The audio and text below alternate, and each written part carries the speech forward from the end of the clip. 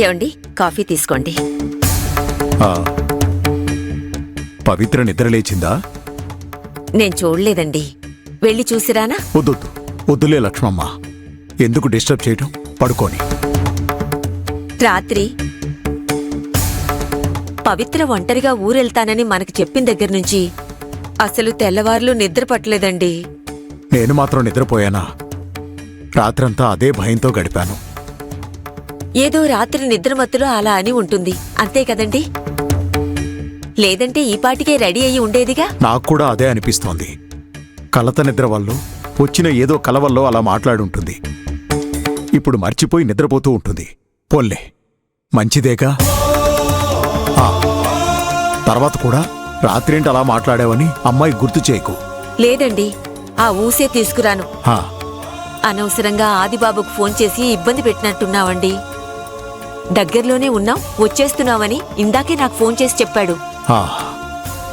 రానివ్వు లక్ష్మమ్మ, ఆదిని చూస్తే పవిత్ర మనసు కూడా కాస్త ఊరటగా ఉంటుంది. అది నిజమేలేండి.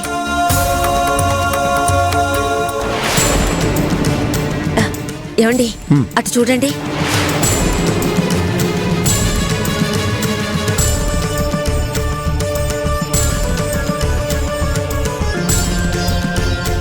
వెళ్ళొస్తాను తాతయ్య, వెళ్ళొస్తానమ్మా.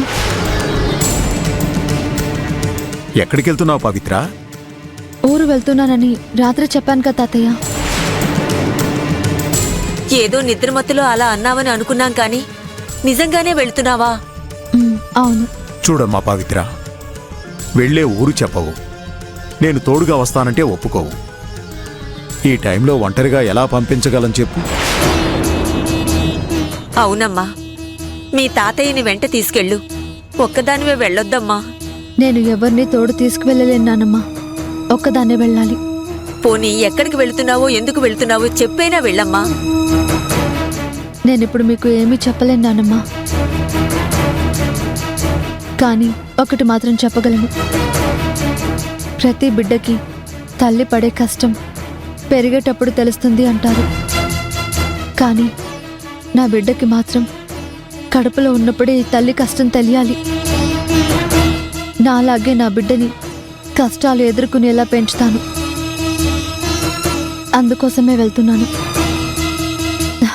నేను బయలుదేరుతాను. ఏమండి, వెళ్ళిపోతుందండి. ఆది వచ్చే వరకైనా ఆపండి. అమ్మా పవిత్ర, ఒక్క నిమిషం. కొంచెం ఏదైనా తిని బయలుదేరమ్మా. నాకేం వద్దు తాతయ్య. కొంచెం పాలైనా తాగమ్మా. ఇప్పుడు నాకేం వద్దు నానమ్మా. ఖాళీ కడుపుతో ప్రయాణం చేయకూడదమ్మా. నా మాట విని కొంచెం తిని వెళ్ళు.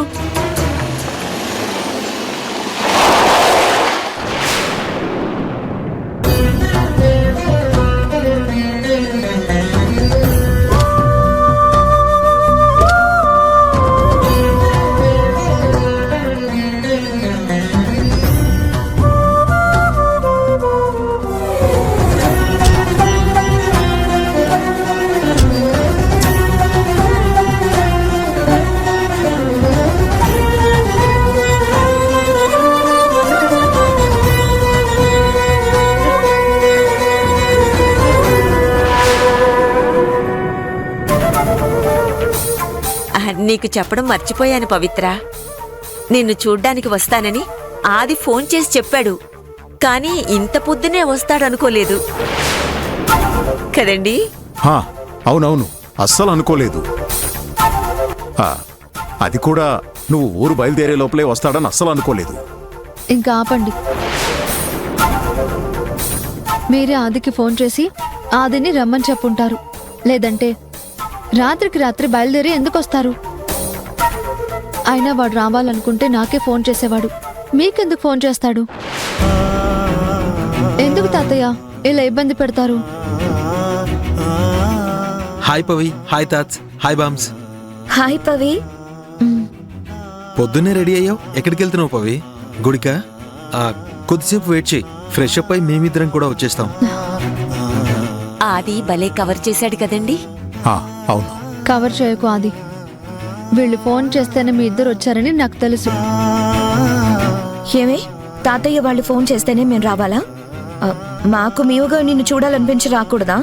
ఎప్పుడైనా రావచ్చు, కానీ మీరెప్పుడు అలా రాలేదు. సరే, నాకు లేట్ అవుతుంది, నేను బయలుదేరుతాను. ఆగు పవి, ఎక్కడికి వెళ్తున్నావు? మీరెంతమంది ఎన్నిసార్లు అడిగినా నా సమాధానం ప్రస్తుతానికి ఒక్కటే. ఇప్పుడు నేనేమీ చెప్పలేను. చూడు పవి, కారణం లేకుండా నువ్వే పని చేయవని నాకు తెలుసు. అలా అని ఇప్పుడు నువ్వు ఉన్న కండిషన్లో నిన్ను ఒంటరిగా మేము పంపించలేం. ఒకటి, నీతో పాటు మమ్మల్ని తీసుకెళ్ళు, మేం కూడా నీతో పాటు వస్తాం. లేదంటే నువ్వే ఆగిపో. ఏంటి మీరందరూ, నేనేమైనా చిన్నపిల్లనా? ఈ పనికి నేను ఒక్కదాన్నే వెళ్ళి రావాలి అంటే ఎందుకు అర్థం చేసుకోలేకపోతున్నారు? ఈ పరిస్థితుల్లో కూడా నేను ఒక్కదాన్నే వెళ్ళాలన్న నిర్ణయం తీసుకున్నాను అంటే ఎందుకని ఆలోచించి నన్ను పంపకుండా ఎందుకు అడ్డుపడుతున్నారు?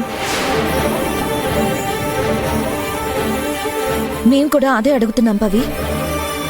ఉన్నట్టుండి ఏ ఊరో చెప్పకుండా, ఎందుకో చెప్పకుండా నువ్వు వెళ్తానంటే ఏంటి అర్థం?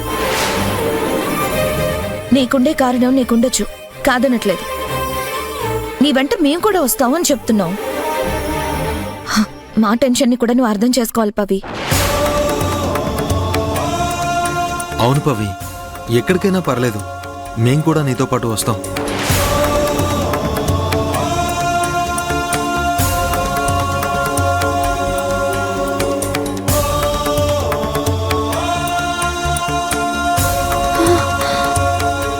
పవి, పవి, అమ్మా పవి, ఏమైందమ్మా? కొంచెం కళ్ళు తిరిగినట్టయింది. నాకు మంచి మాటలు రావు.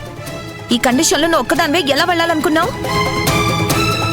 నువ్వు చాలా వీక్గా ఉన్నావు పవి. మేం రాకుండా నిన్ను పంపించే ప్రసక్తే లేదు. అవును పవిత్ర, మా మాట విను. ఒక్కదానివే వెళ్ళొద్దామా? సరే రండి, కానీ ఒక కండిషన్. ఏంటది? నాతో మీరు రండి, కానీ ఆ ఊరు వెళ్ళాక నాతో మీరు రాకూడదు. ఎక్కడికి వెళ్తున్నావు, ఎవరిని కలుస్తున్నావని అడగకూడదు. నన్ను ఫాలో అయ్యి తెలుసుకునే ప్రయత్నాలు చేయకూడదు. అలా అయితేనే రండి. సరే పవి, మేము ఎలాంటి ఎంక్వైరీ చేయం, నిన్ను ఇబ్బంది పెట్టాం. సరే పదండి. వెళ్ళొస్తాం తాత్స్. బామ్స్, పవిత్రని జాగ్రత్తగా చూసుకోండి బాబు. మీరు చెప్పాలా బామ్స్? మీరేం వరి అవ్వకండి. పవిత్రని జాగ్రత్తగా తీసుకెళ్లి జాగ్రత్తగా తీసుకొచ్చే బాధ్యత మాది.